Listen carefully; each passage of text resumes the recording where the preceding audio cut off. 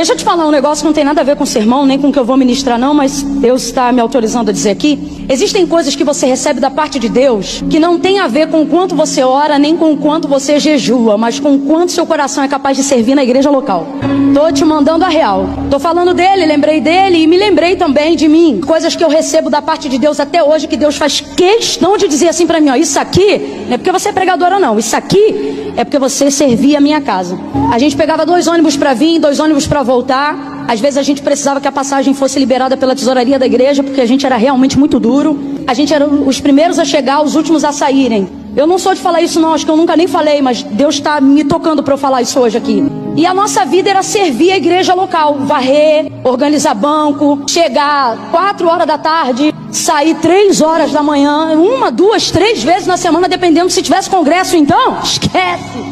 Né? E era isso, a nossa vida era isso. A gente servia a sala de convidados, né? Quando a gente chamava um pregador, sala que nunca existiu. Era coisa que você às vezes tipo não tem um lugar e você inventa aquele lugar e faz aquele lugar ser. E aí botava ali uma mesa e às vezes a igreja não tinha condições de comprar um aparelho de jantar. Eu era recém-casada, pegava tudo que era do que eu tinha ganhado de enxoval e levava para casa de Deus. E lavava, secava, guardava, botava, arrumava. 5 anos cantineira, porque através da cantina a gente agariava fundos para terminar sapata, cimento, janela, aquela coisa toda, e assim eu e mais umas 28 pessoas, porque eram uns 30 membros mais ou menos que tinham naquela época na igreja. E era o que a gente fazia, a igreja, a gente jogava água, limpava com água para não levantar poeira, porque ainda estava no chão batido.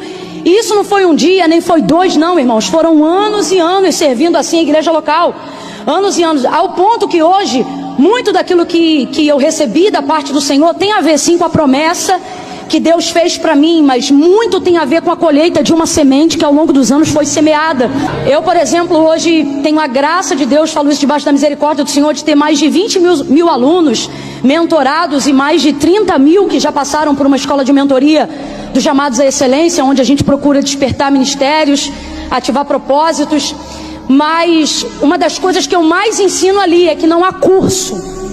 Eu estou te mandando a real. Se tem algo que eu estou falando aqui que vale ouro, é isso. Antes de pregar a palavra, é claro. Você pode arrebentar em tudo que é curso aí fora, mas nada tem o poder, a autoridade, a experiência maior de produzir o cristianismo verdadeiro em você do que a comunhão e a vida diária com a igreja local.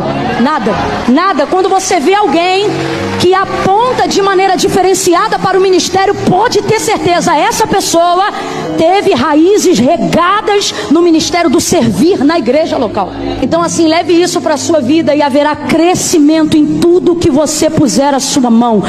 Tudo, tudo, tudo. Deus vai olhar para você como olhou para Jó e ele vai dizer: tem visto o meu servo, a minha serva. Porque para ser servo de Deus não basta vir à igreja, tem que ter os pés no templo, a vida no altar e as mãos no arado. E a palavra do Senhor diz que aquele que mete a mão no arado e retrocede não é digno dele. Então assim, com todo respeito, Deus está dizendo para algumas pessoas aqui: casse alguma coisa para fazer aqui, porque tem algo aqui que você precisa fazer para que a sua vida possa deslanchar e você entender o que é o servir a igreja local. Eu vou falar como Deus está mandando. Existem áreas de depressão que serão curadas com serviço. Acredite no que eu estou lhe dizendo. Níveis de confronto que serão vencidos através do servir aos irmãos e à igreja local. Não reclame do departamento que você dirige, não reclame se repetem a escala de portaria com você. Eu vejo hoje algumas grandes igrejas de alguns amigos meus, onde os obreiros ficam tristes porque são tantos voluntários que às vezes eles só conseguem servir de maneira mais efetiva a igreja 1, 2 vezes por mês, porque tem que esperar a escala, né? É a briga por servir. Quisera que toda contenda fosse. O justo não é o bonzinho, porque ser bonzinho para Deus ninguém é. Inclusive você pode ver na sua vida, todas as vezes que você quis ser justo, o resultado deu certo no final, mas quando você quis ser bonzinho, você terminou arrebentado no final. Porque Deus não chamou o homem para ser bom, Deus chamou o homem para ser justo. E por que não chamou o homem para ser bom? Porque o homem não tem tal grandeza de bondade dentro dele. Ele pode fazer coisas boas, mas como disse o próprio Jesus, quando um jovem rico, judeu, chegou diante dele e disse: bom mestre, olha isso, é uma saudação. Bom mestre, que bem farei para herdar a vida eterna? Então responda: Jesus é bom ou não é? Mas porque estava revestido de corruptibilidade humana, ignorou para não ter por usurpação ser igual a Deus. Então quando o homem disse, bom mestre, que bem farei, ele já dá-lhe uma taca no homem, como diz o paraense, e diz assim para ele, bom é Deus que está no céu. Se Jesus não se diz bom, você está pensando que você é bonzinho?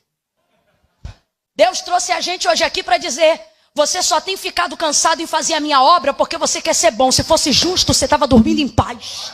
Se fosse justo, você estava levando o meu fardo leve, o meu jugo suave. Mas não, você quer agradar todo mundo. Você quer ser popular na opinião pública. Você quer agradar gregos e troianos. Você quer ficar ao lado dos sumos sacerdotes e ao lado de César. Você quer ser da galera. O Senhor está dizendo, essa sua bondade vai te gerar fadiga, estresse, cansaço, decepção, traições, obras da carne e por fim inferno. Mas a justiça vai te levar para o céu.